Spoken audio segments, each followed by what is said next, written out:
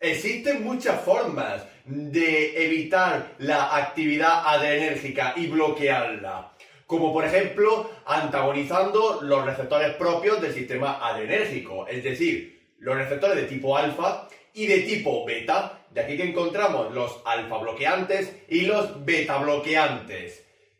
Dentro de cada uno podemos encontrar de tipo selectivos o no selectivos, que ataquen específicamente a un receptor o indirectamente a todos.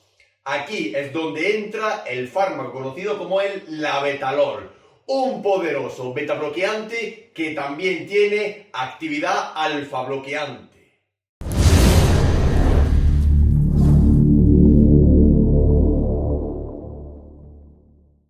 El labetalol es un fármaco que pertenece a la familia de los simpaticolíticos, también conocidos como adrenolíticos. Fármacos que interactúan con el sistema adrenérgico disminuyendo su actividad. En este caso, el labetalol pertenece a los simpaticolíticos de tipo no selectivos, ya que no ataca o antagoniza a un objetivo específico, sino que directamente allá donde pilla un receptor adrenérgico lo bloquea. Pero especialmente el labetalol tiene actividad beta bloqueante, aunque también tiene cierta actividad alfa bloqueante, en una proporción de 4:1, más o menos. El labetalol lo podemos encontrar en el mercado sanitario y farmacéutico bajo el nombre comercial de Trandate. Y aquí podemos observar la estructura y conformación química del labetalol, donde vemos la presencia de diversas estructuras heterocíclicas como anillos fenol, así como la presencia de ciertos conjuntos de tipo amino.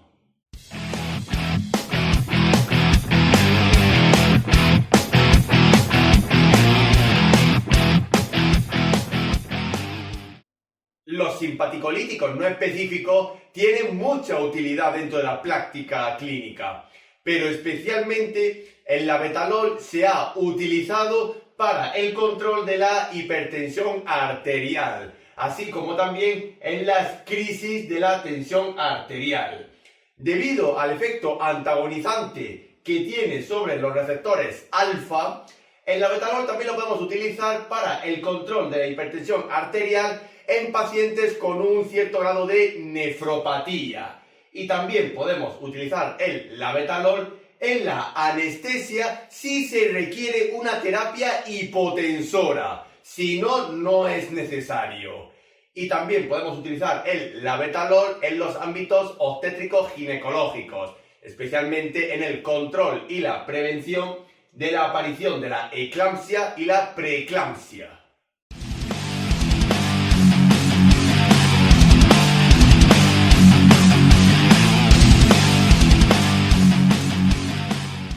El labetalol, como fármaco esencial de la urgencia y emergencia, también está contraindicado en ciertas situaciones, más especialmente en aquellas donde hay una cardiopatía de base de tipo bradiarrítmica, como por ejemplo en los propios bloqueos auriculoventriculares, así como en los bloqueos de rama, también en las bradicardias, en los shocks hipovolémicos y cardiogénicos, especialmente en aquellos donde ya hay un cuadro instaurado de hipotensión arterial. No vayamos a bajar aún más la tensión con el labetalol, y por supuesto en la propia alergia a la molécula del labetalol.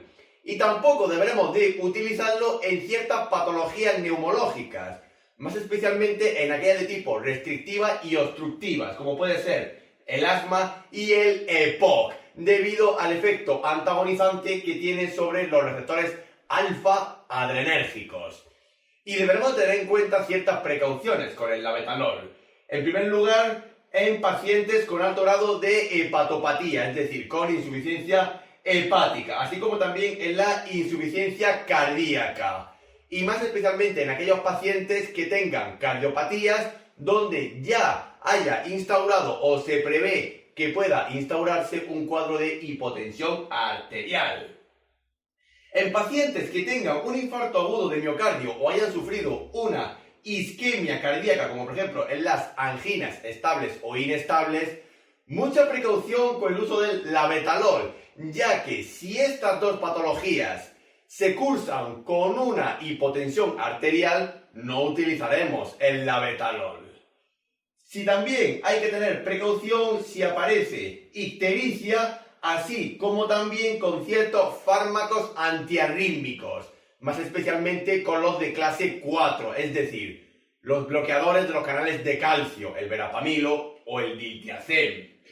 Siempre que administramos el labetalol, debido a que es un potente vasodilatador e hipotensor, deberemos de tener al paciente en la posición de supino, así como también en decúbito lateral. Y para su posterior rehabilitación e incorporación, esperaremos unas 2 o 3 horas a que o mejor dicho, se haya pospuesto el efecto del labetalol. Hay que darle tiempo a que el labetalol estabilice la tensión arterial y ya de ahí el paciente pueda recuperarse.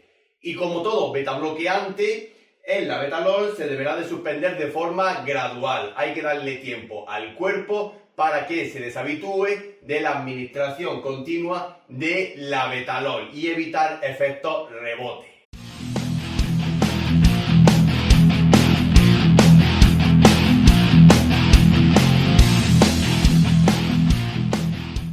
El mecanismo de acción del labetalol es tan simple como el resto de los simpaticolíticos. Pero eso sí, dentro de los simpaticolíticos, es decir, los adrenolíticos, el labetalol es un bloqueante no selectivo, no tiene un receptor específico al cual antagonizar.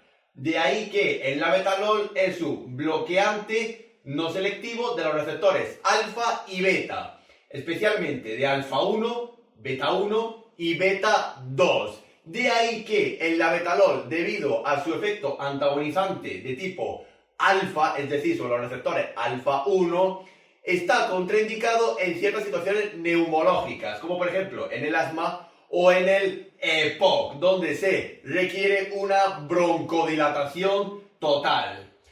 ¿Qué conseguimos con el labetalol si antagonizamos ciertos receptores? Por ejemplo, si bloqueamos los receptores de tipo alfa, conseguimos una vasodilatación, así como una disminución de la resistencia vascular periférica.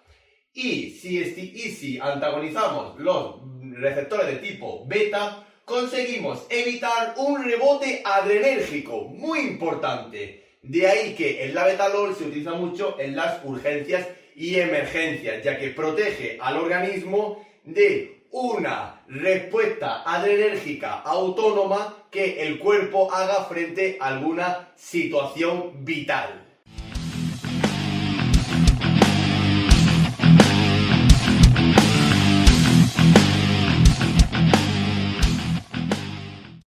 La vía de administración más usual del labetalol es la vía parenteral, tanto de tipo intravenosa periférica como intravenosa central. Aunque también, debido a la presentación en cápsulas y comprimidos, también se puede administrar el labetalol por la vía enteral. Aunque en los ámbitos de urgencia y emergencias siempre se requiere utilizar la vía intravenosa, también debido a la presentación en forma de disolución de la ampolla y su posterior reconstitución.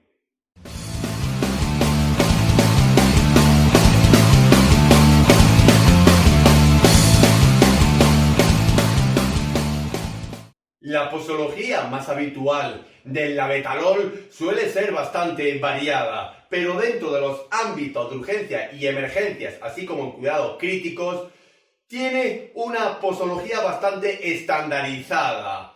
Por ejemplo, podemos utilizar el labetalol para una crisis hipertensiva, un aumento de la tensión arterial brusco, un bolo intravenoso de 50 miligramos.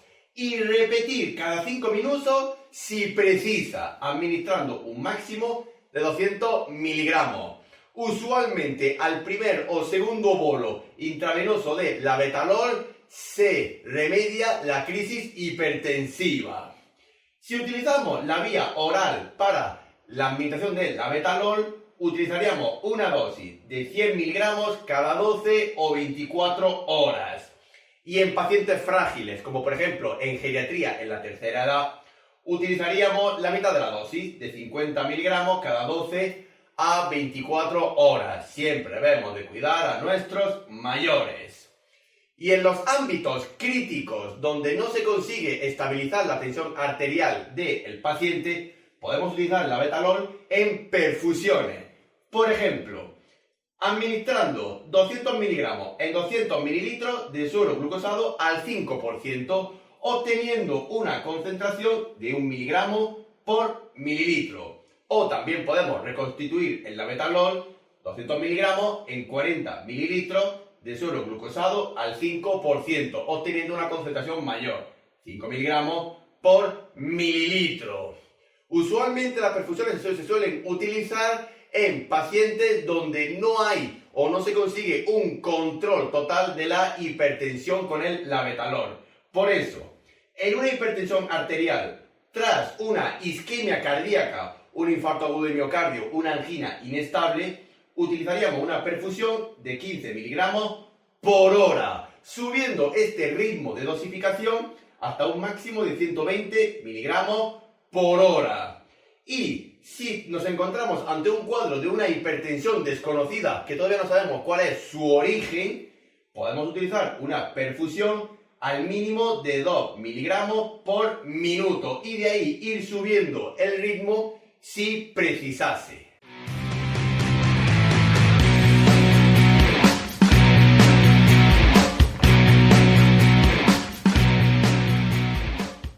Dentro de la compatibilidad e incompatibilidad del labetalol con el resto de la farmacología existente, deberemos de decir que el labetalol se puede administrar a la vez tanto en la disolución como en terapias ENI con un montón de fármacos.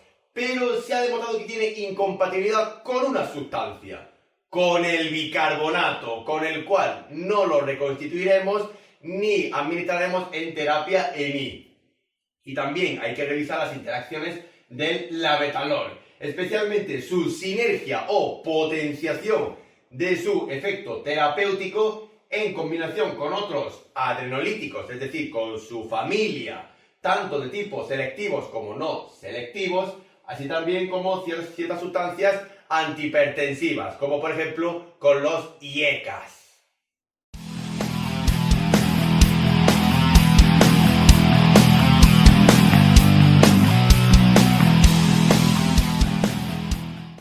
Usualmente el labetalol no suele producir efectos adversos, es un fármaco bastante seguro, de ahí que se utilice en las urgencias y emergencias, pero no por ello le exime de que puedan presentarse adversidades que deberemos de tener en cuenta, como por ejemplo la propia alergia al fármaco, así como la aparición de disnea y ciertas dermatopatías, erupciones cutáneas, prurito. Por supuesto, el mayor efecto adverso que tiene el labetalol, la hipotensión arterial, debido al potente efecto vasodilatador que tiene el labetalol.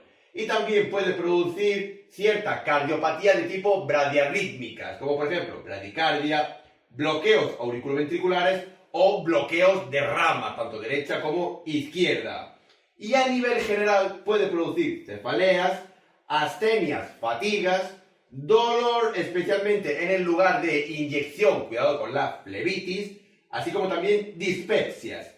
Y en el embarazo y la lactancia, el labetalol tiene categoría C, es decir, se puede administrar pero siempre valorando el beneficio-riesgo de su uso tanto en la gestante como en el lactante, aunque durante la gestación, si se presentan cuadros de hipertensión obstétrica, como por ejemplo la eclampsia o la preeclampsia, se puede utilizar para disminuir la tensión arterial en la gestante.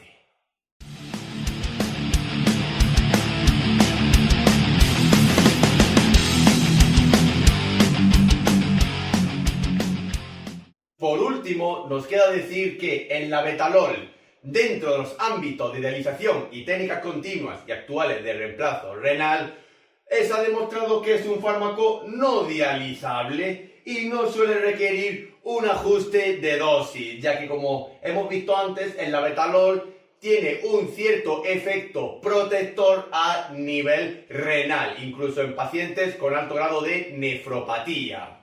También tenemos que saber que el labetalol es un fármaco fotosensible. Evitaremos exponerlo a la luz durante mucho tiempo.